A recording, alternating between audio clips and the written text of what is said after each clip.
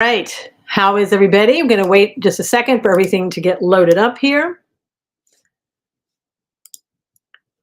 and then we will get started. Good to see everybody on this Tuesday. It is a cold Tuesday here, just so you know. I hope it's not that cold where you are. And I'm in California, so why is it this cold? If you would, on Cloud Hub, if you don't mind sharing this out so everybody will know that we're online. And for everybody who is joining us on Cloud Hub, welcome. Everybody joining us on Rumble, welcome. There we go. We are finally up and going on Rumble. All right, it's good to see everybody. We have a topic to talk about today, as we do on every Tuesday, and that is today, it's about being proactive with your health in the coming year. It is so important, becoming more important day by day. So, I have a little something for you to see. We'll wait just a second longer and then we'll get started with showing that. And if you will, it always helps if you will go ahead and share this with people that you know. Tell them, you don't have to say, I agree with her or whatever, but just give food for thought for people so that they can start trying to improve their health, just like you and I are trying to improve our health typically. I mean, that's what we start out doing at the new year, but we want to keep it going and we want to do it right. So let's get started. And here we go. All right, here we are at the beginning of a brand new year. And what if we make our goal for 2024 to be proactive about our health? Set that goal for ourselves and we'll strive to reach it. And we'll get there by knowing more information about how others got there. We'll look and see what works for them, what's worked in the past, and how they're maintaining what it is that they do to be healthy. So let's take a look first at where do the healthiest people on earth live? The healthiest people live in what are called the five blue zones. You may be asking, what are they? Well, one is Sardinia, Italy, Okinawa, Japan, a peninsula in Costa Rica, a place in Greece, and Loma Linda, California. Really? Yes, Loma Linda, California. Now, blue zones are regions in the world where people are statistically living longer than average. Dan Buettner is an explorer, National Geographic Fellow, award winning journalist, on and on and on. And he discovered the five places in the world, dubbed the blue zones, where people live the longest, healthiest lives. So, what are the secrets to a statistically longer life? Well, Dan said in all five places, the common denominators include mostly a plant based diet. He said there are five pillars to every blue zone diet: whole grains, greens, things such as sweet potatoes or potatoes, nuts, and beans. The most important, he said, is beans. A cup of beans a day could add 2 to 3 years to your life. Wow. Now, as for what type of beans to consume, he said you really can't go wrong with any, but for your own palate, you need to have like a variety. So you should mix them up and, consume different types of beans. Who knew beans were so important? When is the last time your doctor told you, oh, you know what? You just need to eat more beans? No, I think the thing the doctor probably told you was, here, you need to take more pills. I'm just guessing, but you know. Now, number two, all these places were low on beef and dairy, big on tea and red wine. Interesting. Beef and cow dairy are not significant in these blue zone diets, though you'll find some sheep and goat's milk. Additionally, no more than 3 eggs are consumed per week. Very interesting. I can do without the meat because I'm not a big meat eater. I used to be, but not really anymore. But the dairy, oh, that's difficult. And I probably have cut down on my dairy some, and I use things like almond milk, MALK, that we've talked about in previous shows, that are sort of a substitute for some things in dairy. Now, as for beverages, the blue zones are heavy on water and tea. They're drinking herbal tea all day long, Dan says. In Okinawa, it's often green tea, while in Greece, it's usually a tea with oregano, rosemary, or mint. They drink no more than 2 glasses of wine a day. Now, I think the American diet would say 2 glasses of wine a day. Not so sure how good that is. I think that would be something that you would need to probably check with your doctor and individually, do more research on or whatever. But I do know that lately I am hearing a lot about the wonderful benefits of green tea. So that may be worth looking into. Now, the wine choices depend, but Dan recommends a Garnet Red. He said it's filled with artery scrubbing antioxidants. I don't know. For me personally, and I'd have to do more research on this, I would think that you could get the same types of benefits um, having, fruit instead of the wine. I could be wrong about that. And like I said, I would need to do more research, or you might want to do more research for yourself. Now, I said coffee is also embraced in the morning, though it should be noted that in Loma Linda, California, the only American destination on the list, the Blue Zone, uh, uh, effect is attributed to the predominance of Seventh day Adventists who tend to abstain from caffeine, do not drink alcohol, and lean heavily toward vegetarianism. Now, I haven't studied the 7 day Adventists to know whether or not this is true. Well, I mean, I'm guessing it's true that they don't drink caffeine and lean heavy towards the vegetables and things of that nature. But I don't know if all, 7 day Adventists or many of them are really healthy people. I don't know about that. I just know that they said that Loma Linda was the one blue zone. I could see though, no, for me, I don't drink caffeine. And I told you the coffee that I drink is a decaf that is organic, great processing, so you don't get the horrible effects of it. And that decaf, it's a Gorilla Decaf. Wonderful coffee. Love it. It tastes so great. You'll have to try it, I swear. I don't get any money in telling you that, but I just drink it myself and I absolutely love it. But I can see where the benefits of having vegetables would help you rather than a lot of red meats and that type of thing. Now, also loneliness. Found that loneliness can shave off about 8 years of your life, and that community and purpose are paramount to a healthy lifestyle. I mean, how many people do you know? There are so many people that live isolated lives, that are sort of housebound, can't get out. People don't come by and check on them. There's not a lot of, I think, our family, what we used to have as a family and people coming by and people living together and all that, that's changing or has changed a bit, maybe changing back a little bit more. I don't know. It depends on, who's coming into the United States and what impact that's going to have and what cultures those people are coming from and how that may or may not resolve that issue. But I think we need to think about, if you, let's say you're one of those isolated people, how can you help yourself more get out? Is there a service that's provided in your state or your town? I know that in Texas, in certain parts, depending upon your age, they have, I don't know if it's free. I think it may be that buses that come by and pick you up and take you places, like a van, with other people. And I think that is probably a really good thing, because a lot of those people can't drive, don't have cars, can't get out, and they wouldn't be able to interact if it weren't for that. So I think that number three is excellent to remember for good health.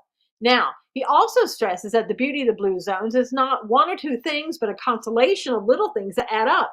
Diet is just one part of the picture, while social activity, community, and a basically a strong sense of one's purpose are other integral factors. And that would absolutely make sense. We often talk about mind, body, spirit. It's all connected. If one is, you're not feeding one and you're feeding the other two, let's say, that's not going to give you a well rounded, whole uh, existence of good health. It's not going to be whole. You're going to be down parts, and those down parts may drag the other positive parts down with them. Now, people in blue zones aren't waking up in the morning rudderless, he said. They're driven by life, meaning, and purpose. They're investing in family, keeping their minds engaged, and there's no existential stress of being worthless in life like so many Americans. Again, let's say you're a retired individual. What are you doing to keep your mind engaged, to keep active, to keep healthy in that way? Are you reading? Are you engaging with other people? Are you learning a foreign language? Are you designing things? All of those things keep your mind active. And as he said, it's an integral part of your good health. Now, number four, walking every day is so simple and so effective. And it's great exercise. As I told you, I walk 2 miles each and every day. Try to walk as much or more on the weekends as well. Cold weather interferes a little bit, but I still try to get out there and doing it. Now, Dan also said adopting a dog is really the best blue zone strategy there is. He says it's a perfect nudge to get you walking every day. And it is great because your dog wants to get out, and you can't sit by and feel good about not getting out when your dog's not getting out there and getting the exercise that it needs. Now, what it boils down to basically is there's no magic blue zone potion. And that's kind of the point. Ultimately, the secrets of the blue zone, not so secret after all, Dan says, they each prioritize health and happiness in ways that we're increasingly learning about and embracing. So it's a whole integral part of all of it together that causes you to be very healthy, happy, and live longer, perhaps, by being that way, statistically at least. So, what are the healthiest diets in the world? Let's say that we want to continue on this goal now that we know a little bit about what we need to do. Let's take a look at what are the healthiest diets. Okay, drum roll, please. Probably for those who've been watching the show know what I'm about to say, and that is the Mediterranean diet. It's long been touted as one of the world's healthiest diets. It follows the eating habits of Greece and southern Italy and has been shown to lower the risk of heart disease and early death. For those of you who may just be joining in, going on 2 years ago now, I lost 30 pounds by eating the Mediterranean diet. And did I follow a diet step by step, day by day, something that was put out there for me that the doctor handed me and said, follow this diet, steps 1, 2, 3, 4? No. All I did was I made up my own menu each and every day. I would go online and get recipes under the Mediterranean diet. Didn't pay a dime or a penny or anything else to get information on the Mediterranean diet, and you can do the same. I just started eating the meals under the Mediterranean diet and again lost 30 pounds. The diet's main ingredients there: fruits, vegetables, whole grains like legumes, and olive oil. The last of which are the key promoting components. Switch out your vegetable or coconut oil for extra virgin olive oil. We use a lot of olive oil. We do not use vegetable oil at all. Now, the diet steers away from red meat and instead promotes lean meat such as chicken and fish. Try replacing your current snacks for vegetables and stick to whole grains like quinoa and barley. Uh, I don't particularly like quinoa and barley. I do have the rice, the basmati rice. Try eating nuts like almonds, pistachios, which can help you feel full and provide you with protein, fiber, and potassium. I do eat the almonds. A lot of times I'll have that with an apple. It's great. And it says here the diet is great for lowering your risk of cardiovascular disease and diabetes and help you live longer. And as I said before I started this diet, I had high cholesterol and I was pre diabetic. And we did a blood test afterwards, after being on the diet for a while. And all of that has been lowered, no longer pre diabetic. So I would have to say, at least for me, it absolutely has worked.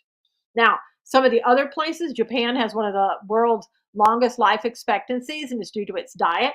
It's to be vegetarian diet, low in fat and sugar. It promotes a diet of rice, fish, noodles, soy, beans, and vegetables. Yum. South Korea. South Koreans have managed to avoid becoming obese through a diet consisting of rice, fish, and the traditional side dish known as kimchi. Kimchi consists of fermented vegetables such as cabbage and radishes, seasoned with such things as garlic and chili powder. And then there's France. You don't necessarily have to live off of vegetables and rice to stay fit and happy. Take a look from the French cookbook, or take a page, I should say, from the French cookbook, and you'll still enjoy your creme brulee and croissants. But they say that sometimes they in France they eat in much smaller portions than we do, and that's the thing too. You know, a lot of people think you have to in America that you have to sit down, you have to have this full on meal every single time you have a meal, and I think for me personally, that's when I overeat. So there are times when my meal consists of an apple, let's say maybe part of a banana, it's kind of a, like a breakfast bar, but it's a not protein bar, but I don't know. It's a bar, okay, from Paleo Valley. It's like a superfood bar, is what they call it, and maybe some almonds. And that will be a meal for me. And you know what? I'm totally full, not hungry at all. And I've eaten really well, but I haven't sat down and had this full on meal that we normally see in America, which I think, like I said, for me, makes me overeat. The Nordic diet is inspired by the cultures of Norway, Sweden, and Denmark. The diet focuses on consuming high amounts of protein and fiber. Staples of the diet include fish, berries, whole grain, cereals, low fat dairy products, root vegetables, and rapeseed oil. So it seems that good health starts with healthy eating, positive social interaction, and exercise. So let's make 2024 our best year yet. What do you say? I know we can do it following these easy little steps, just kind of thinking about these steps each and every day. And when we're looking to eat something, maybe changing the way that we look at food. And I say that because I think in America sometimes we look at food as the end all to be all, and that it has to be, like I said, a full on full meal each and every time, or something isn't right. So here's to your success in 2024 for good health and great social interaction and wonderful exercise.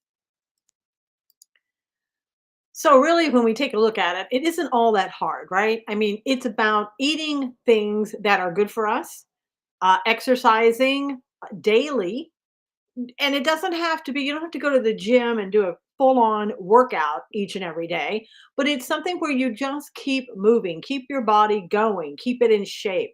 As I told you on last week's show, I had the C19, okay, and I was dealing with that for about 2 weeks. I think, hey sissy, I think that I was able to get through the C19 pretty well as compared to some other people that I've spoken with, because of the fact that I had eaten well, exercised, and lost weight, and was in pretty good shape for my age and height and all that other stuff. And so going into the C19, I was able to come out of it fairly quickly, and without a lot of horrible repercussions. Like, for example, I never had a fever. And I did have stomach issues that other people haven't had, but they lasted like 1 day. The coughing lasted about 2 days. I did feel tired, I will be honest, for about 2 weeks. And it's something that you just have to work through and do a little bit more each and every day until you get back to about 100%. But what I will say, and what I have noticed on my own journey, is that when you go to a doctor and when you're asking for advice about how do I get in good shape, how can I feel better, how can I have, a better health altogether, the one thing they want to do, always, it seems, is give you a pill. Okay. That's the easiest thing to do. If they give you a magic pill and it works, then they figure you're going to be happy. They're going to say, look, I solved your problem for you. Hey, Chezzy. Um, and you're going to be happy with them. Otherwise, oh, hey, Curtis and Chezzy, I'm sorry, I didn't see you over there on Rumble. Sorry about that. Uh, Curtis, I hope you are feeling better. Almonds are hard to milk. Yes, they are, aren't they? Curtis. So anyway, what I was going to say is that I used to go to this doctor, and let me just tell you this little tip because I think this might help some of you. I know it helped me. Don't know if it'll help you, but it may. Okay. So I would go to the doctor because every time around this year, I would get a cold, right? The colds start out where you're coughing and sneezing, your sinuses are full, whatever. And what happens to everything in there? Well, if you don't get it all out, it's going to go down into your chest. That's just about where it goes every time. You hear people say, well, it's moved down into my chest. Now I'm coughing and blah, blah, blah. What if you did something before it got there so that it wouldn't get into your chest, right? So when I would go to my doctor when it was already in my chest, he would give me an antibiotic.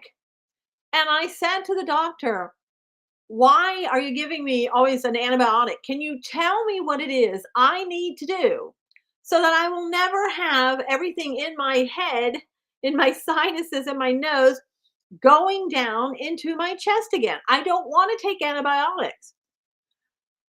Oh, Chezzy said, yeah, it's been in my chest for well over a year. Oh, that's terrible. Wow, Chezzy.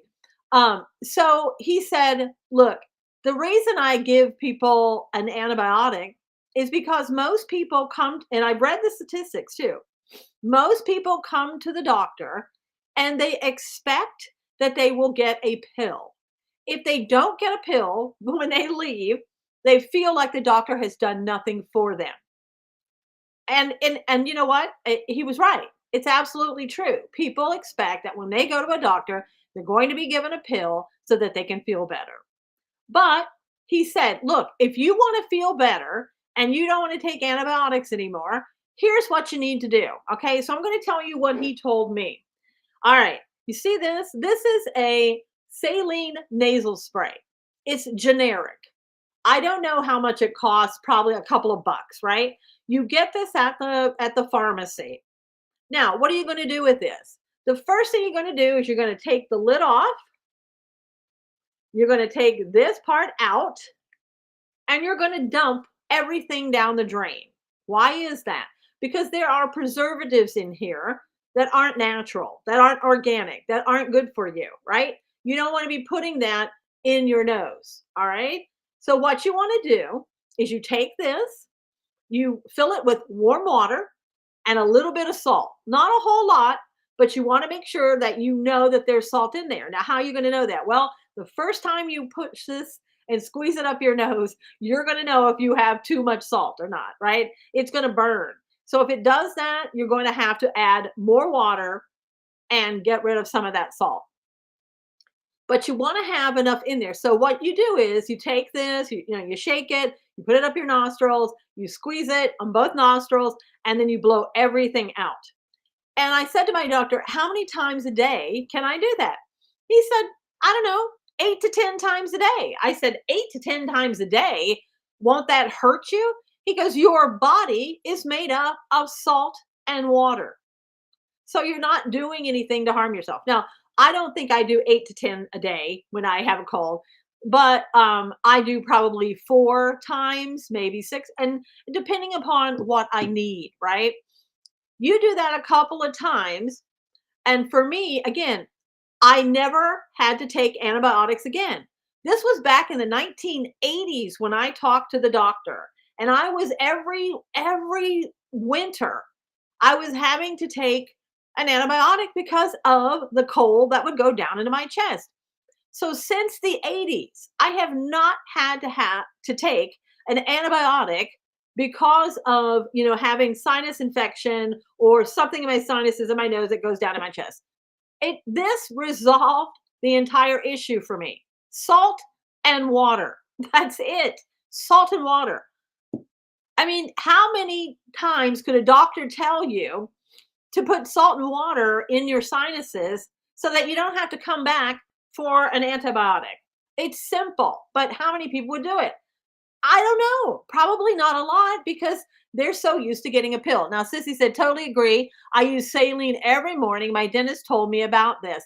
Yeah, and Sissy, that's a good thing too. You could take salt water and gargle in your mouth every day, and the salt in water helps get any bacteria out of your mouth. I mean, it's really quite simple to be able to do that. Um, and yet again, we don't do that. We have been so trained, especially in the United States, that when you go, when you're the least bit sick, you got to get to a doctor, and you got to get a pill, and then you got to take that pill for, what is it, antibiotics, or week, 2 weeks, whatever the amount is. And what is that doing to your body? Well, it's probably, I'm not a doctor, so I don't know, but I've read enough to know that is hurting your immune system and your ability to fight that off yourself. So I'm just giving you a little tip that has worked for me, not saying it will work for you. Talk to your doctor, ask your doctor if they agree, if that's what you want to do. I'm just telling you what my doctor told me back in the 1980s. And thankfully, my doctor was a holistic type doctor as well. Otherwise, I never would have known. Had I asked him that question and how I can get better without having to take medication, if that had been the doctor like I have now, he would just tell me to take a pill, right? That's the difference between a PPO and an HMO and a holistic doctor that's mixed in there with other internists and just a regular doctor, right? So, thank you, Obama, for the insurance woes that we all have now.